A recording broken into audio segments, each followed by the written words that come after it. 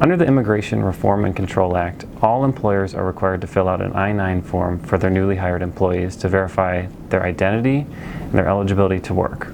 As of January 22nd, 2017, employers have to use a new form. The changes to the form itself aren't that drastic. The biggest change is that now there's a smart form available. It's a fillable PDF, and hopefully it'll help employers avoid some of the common errors that we see in I-9s. So let's take a quick look at the form. The smart form looks very similar to the paper form that everyone has used in the past. There are a few key differences that we'll go through. First of all, you'll notice in every field there's this question mark. That's for if either the employee or the person filling out the I-9 on behalf of the employer isn't sure what to put in a given field. You click on the question mark box and the instructions are right there. They're embedded in the form. So that's a nice feature. If somebody wants the entire instruction manual to look at while they're filling out the form, that's still available right here by clicking on instructions. Another change to section 1 is where the employee fills out their authorization to work. The numbering is a little different and it hopefully makes it a little clearer for employees to note what their authorization is. And a nice thing with the smart form is if they pick one, the other options will automatically populate as N/A, so they will be less likely to accidentally fill out more than one option. And actually, you can't select more than one. Another change is in the preparer and translator certification. If there was more than one preparer or translator, you can now select that there are multiple translators and then fill in the information for each translator on the second page. I think it's fairly unlikely that that will come up too often, but it is a change. Once the employee has correctly filled out section 1, they hit click to finish. And a nice feature of the smart form is it will tell you if you missed something. So it'll highlight in red any area where the employee should have filled out the field. So once they fill that out correctly, then it's up to the employer to fill out section 2.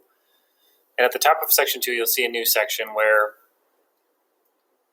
it will be auto-populated from section 1, assuming that the employee filled out these portions in section 1 in the smart form. If not, the employer can type in the information. An employer is required to put information about documents that the employee provides, either from List A or List B and List C. And this is an area where we see some errors sometimes where an employer accidentally lists a List A and a List B document, or a List A, B, and C document. Hopefully that'll be avoided with the smart form, because if somebody selects a List A document, List B and C will be auto-populated to N/A. And the same thing happens if somebody selects a List B and C document. The employer shouldn't be able to fill out List A. So again, the employer would fill out section 2, click to finish, and they will again be notified if they miss anything. That could be really helpful. Another error we see a lot is maybe the employee's first day of employment is missed, or just some minor technical errors the smart form is designed to avoid. Section 3 for the employer for re-verification and rehires, pretty similar to the old form. Again, there's the addition of information that should auto-populate from section 1 if the employee fills it out. There's a drop-down menu here. There's this click to finish option again. And once it's been all filled out, you can print it out. Then the employee has to sign section 1, the employer has to sign section 2, and you store it, and section 3, and you store it as you would store any other paper I-9s as you've done in the past.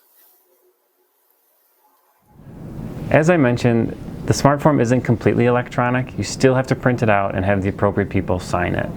And if you don't want to deal with a smart form, you don't want to deal with filling it out online, you can still print out a paper version. The only difference now is that the instructions are a separate document that you have to print out, and you have to give the employee both the instructions and the I-9 form. And this was just a brief overview. If you have any specific questions or you'd like to talk in more detail about the I-9, feel free to call the Management Association's HR hotline.